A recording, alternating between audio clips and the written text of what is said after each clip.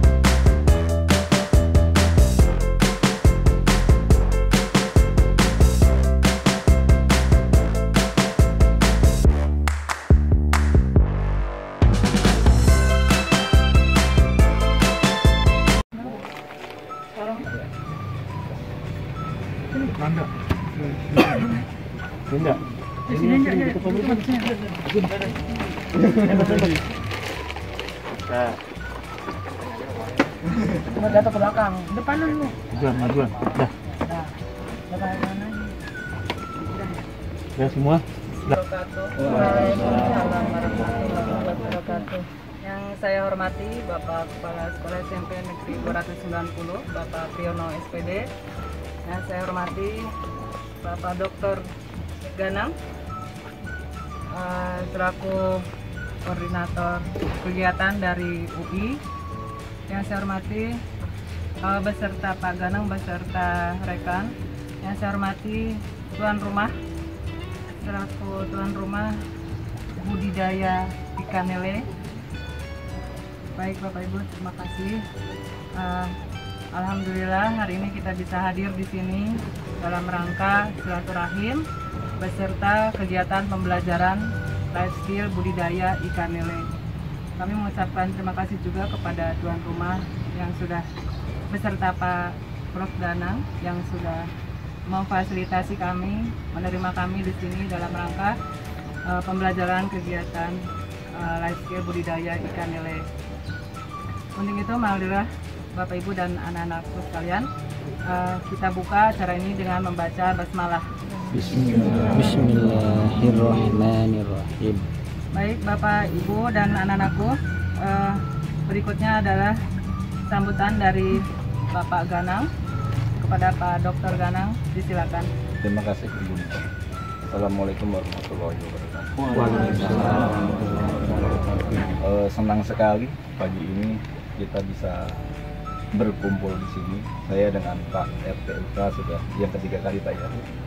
Pertama survei dengan Pak Priyono, kemudian yang kedua kunjungan saya sendiri untuk memastikan pertemuan kita hari ini, dan yang ketiga sekarang. Terima kasih kepada Pak RTUK yang telah berkenan menerima saya beserta rombongan Bapak, Ibu guru dan adik-adik dari SMP Negeri 290 Marunda, Jakarta Utara. Kami berharap sekali nanti Pak Uka akan dapat menyampaikan banyak hal terkait dengan budidaya lele, dari pemijahan sampai ke penjualannya bahkan Pak ya. Saya harap supaya bisa memberikan gambaran secara umum kepada semuanya, tak terkecuali Bapak Ibu guru yang siapa tahu nanti setelah pensiun itu kemudian mengisi masa pensiunnya dengan menjadi bos dari usaha lele, siapa tahu seperti itu. Kemudian yang kedua, saya ucapkan terima kasih juga kepada Pak Priyono selaku kepala sekolah SMP 290 serta Bapak Ibu guru yang telah mengantar siswa-siswinya yang dalam program ini itu merupakan bagian yang terpenting. Jadi kegiatan ini memang sengaja kami rancang agar supaya adik-adik yang tinggal di Marunda sana itu Pak, itu nantinya punya pengetahuan tapi sekaligus kemampuan untuk beternak lele gitu. Jadi kunjungan kami ke sini ini untuk melengkapi program yang sebenarnya sudah berlangsung selama ini kurang lebih 2 bulan lebih. Jadi kami sudah melakukan kegiatan budidaya lele. Dari budidaya dalam arti pemeliharaan lele dari ukuran sekitar 2-6 seperti yang tempo hari pernah saya sampaikan pada Pak Uka gitu. Sampai sekarang sudah mencapai ukuran satu jempol kaki. Ya sekitar itu.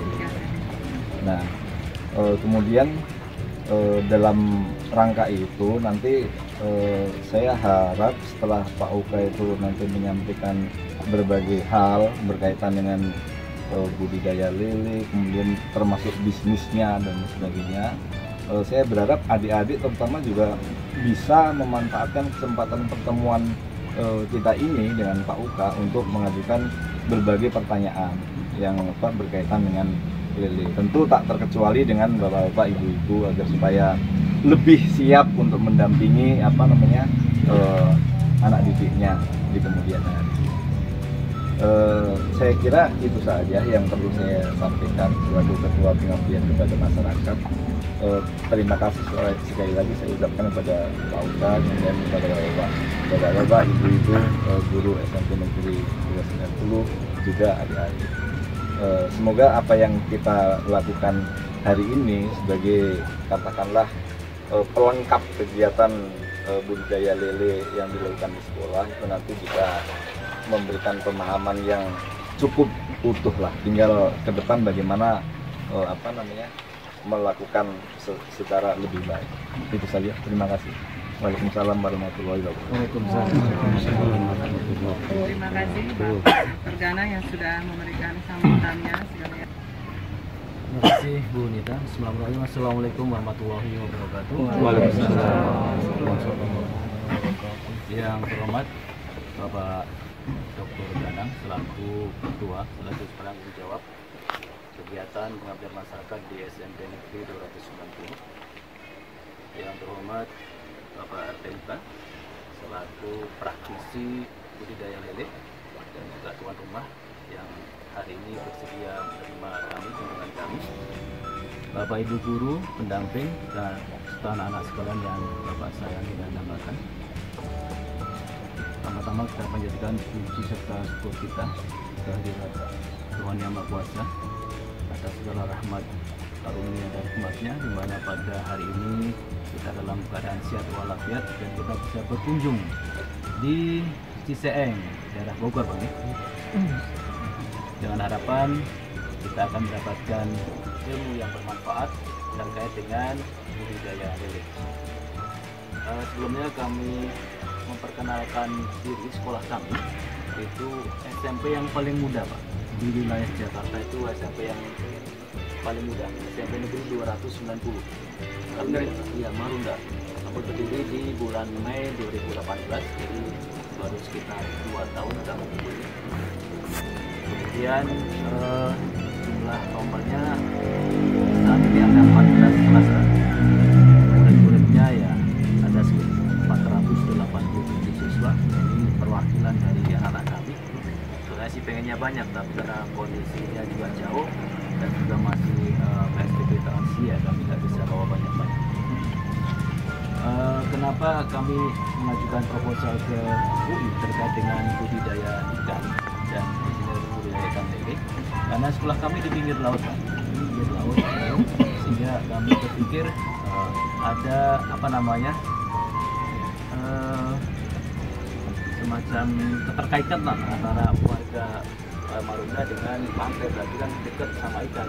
Nelayan hari lihat pantai, lihat ikan lah.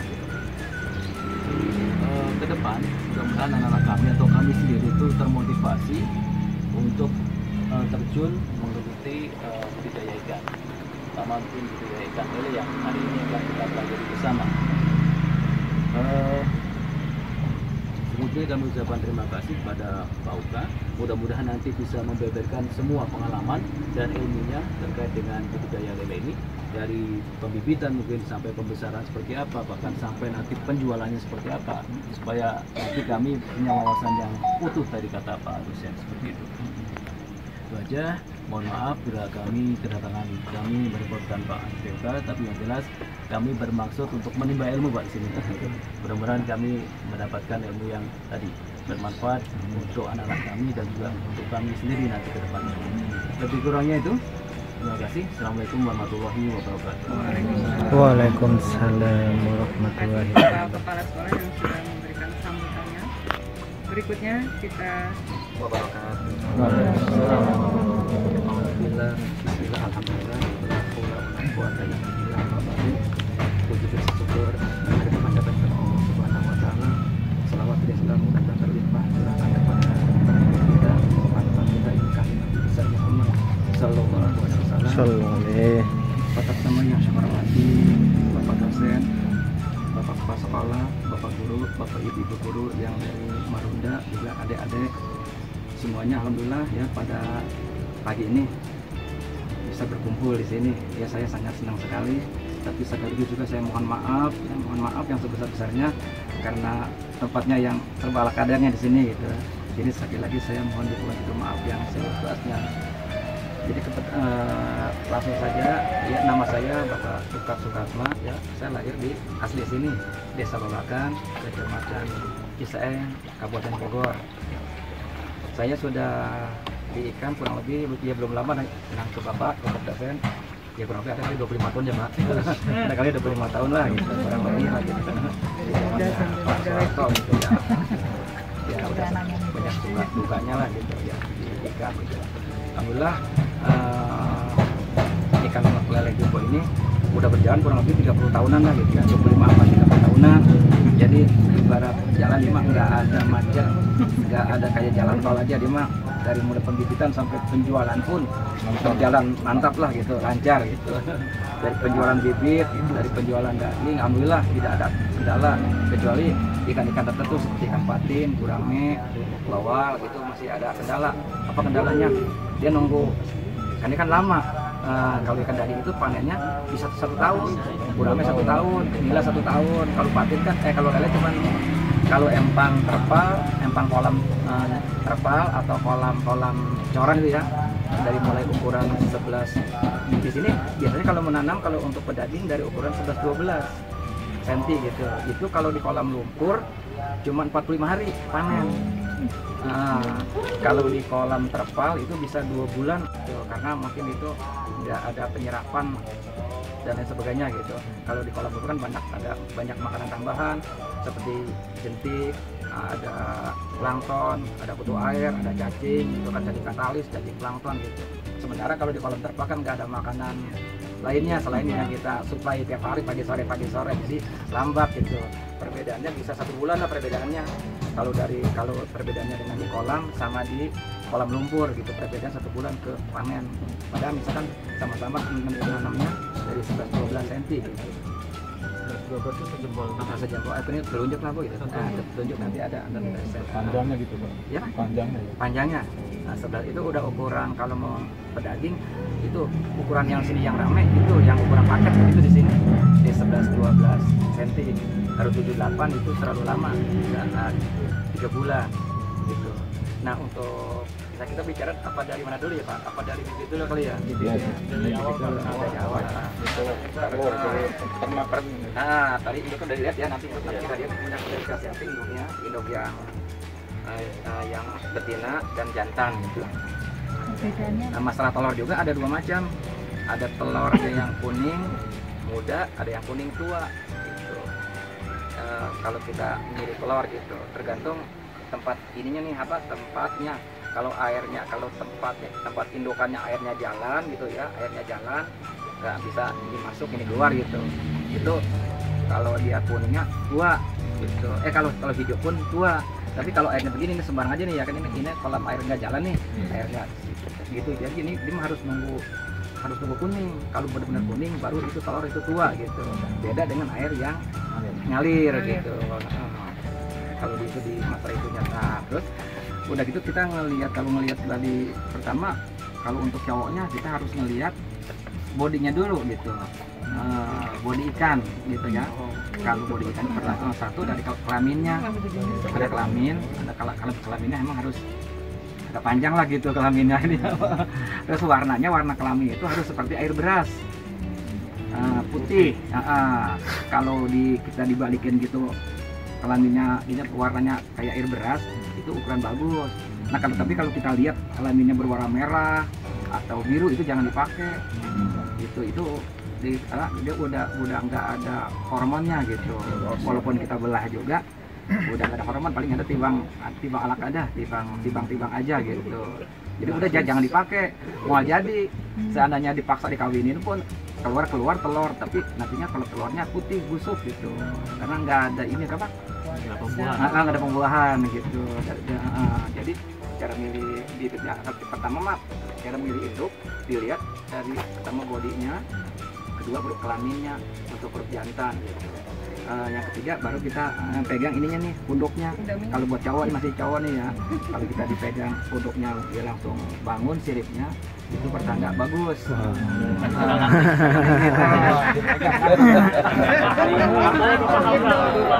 Habisin itu. Mau dia. Kalau gaul saya paham. Masih induk ini, saya kalau kawin di sini ada 2 Pak, saya bisa mijahin secara alami, bisa juga secara disuntik. Istilahnya Pak mijah ya Pak? Ini saya dipijah nih secara alami nih gitu kan, karena indukannya masih muda. Tapi kalau indukannya udah tua, udah 4 tahun 5 tahun gitu, dia itu harus disuntik, harus dikasih perangsang biar dia nelor gitu. Ceweknya berarti? Dua-duanya Pak, dua-duanya gitu. Kalau induknya masih muda 1 tahun. Jangan cepet ya? Tahun itu kita cukup di alami aja, dipijah gitu. Bahkan jantannya ini kalau yang gagah di sini orang sini nyebutnya maco gitu. Karena maco sebab dia bisa ngawinin tiga cewek gitu.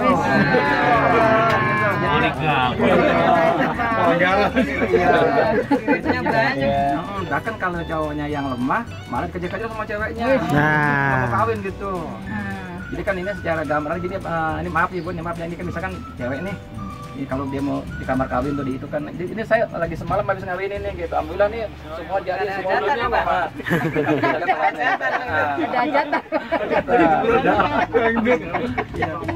Jadi misalkan ini ceweknya lagi jalan gitu, ini cowoknya nih. Jadi tekuk begitu tuh. Jadi mulutnya ini harus nyampe ke kelamin si ceweknya ini gitu, baru nanti apa dicium apa gimana keluar telur itu gitu, kejatuh ke injok itu gitu. Berarti gedenya harus seimbang. Nah, harus lebih gede cowoknya, harus lebih panjang gitu. Kalau misalkan ceweknya setengah kilo, usahakan cowoknya 1 kilo gitu, biar kawinnya biar pas gitu nyampe ke sini.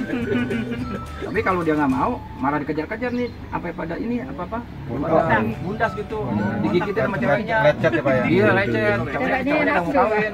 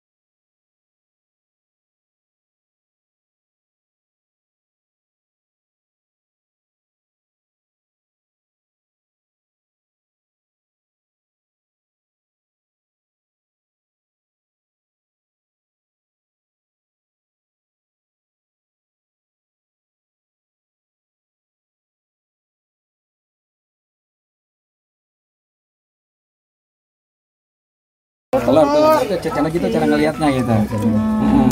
No, ada yang kuning tuh. Itu telur itu. Oh yang kuning-kuning itu telurnya. Cara ngelihat gitu nanti. Yang cowok Jadi